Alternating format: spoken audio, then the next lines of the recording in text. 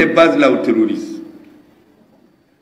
Et j'ai dit que les terroristes ne perdent rien à attendre. On va s'occuper d'eux dans les camps. Hier, notre armée a bousillé deux véhicules blindés qu'ils ont donnés aux terroristes pour combattre les Maliens. Et on va continuer à bousiller tout ce qu'ils ont laissé.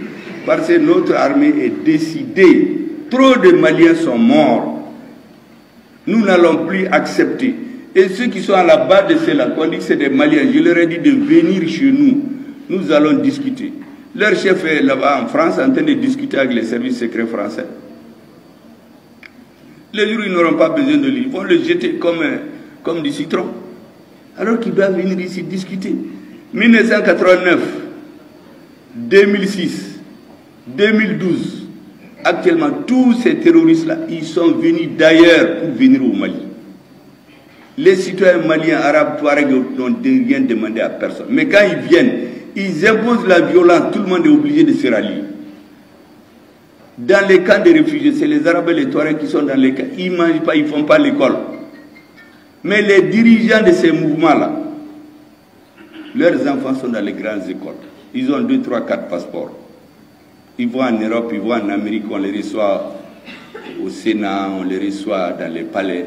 Les enfants de Kidal n'étudient pas depuis trop longtemps. Tous les enfants des pauvres. Il faut donc que vraiment vous compreniez cette situation. Nous avons décidé que notre pays,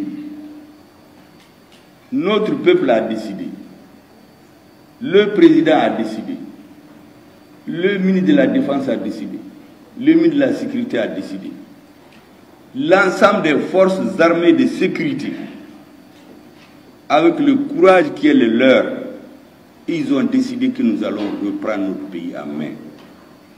Ceux qui veulent discuter, négocier, on a un ministère chargé de la réconciliation, vous venez vous discuter avec eux. Si vous avez la paix, nous sommes un pays de paix. Mais nous n'accepterons plus jamais que des groupes d'individus importés de l'extérieur, sponsorisés par des forces et des pays étrangers, viennent s'imposer aux Maliens, viennent s'imposer aux Nigériens, viennent s'imposer aux Burkinabés, viennent s'imposer aux Africains. Vraiment, je voudrais que vous compreniez, parce que vous êtes venus de plusieurs pays. Le narratif que vous entendez est totalement différent de la réalité. Certains, peut-être en venant, se disent ah, il faut qu'ils soient en sécurité au Mali. Ils sont venus, vous n'avez rien vu de mauvais. Et je termine par vous donner une citation. Ça, c'est ma dernière intervention. Le chef d'état-major de l'armée française, il est venu en 2016, quand ils ont créé Barkhane, sans demander l'avis des Maliens. Serval s'est transformé en Barkhane à l'insu des Maliens. Comme G5 Sahel, Takuba et Petite et Patata sont tous faits à l'insu des Maliens. Il a fait une revue des troupes, des militaires français, sur la base de Fayalar. Vous savez, comme je suis en train de vous expliquer, moi depuis un mois, je ne fais qu'expliquer l'histoire aux Maliens pour qu'ils comprennent où est-ce qu'on est. Il voulait que les soldats comprennent pourquoi ils sont là. Voici ce qu'il leur a dit. Nous étions là il y a 100 ans. Nous sommes partis il y a 60 ans.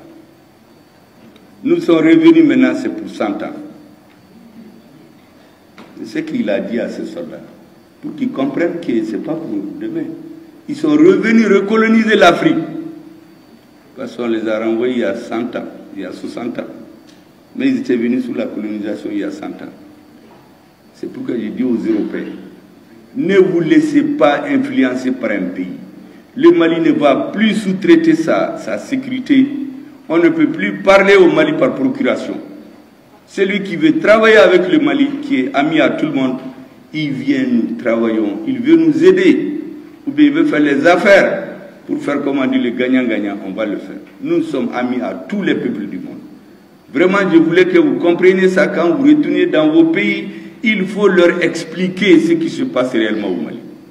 Merci bien.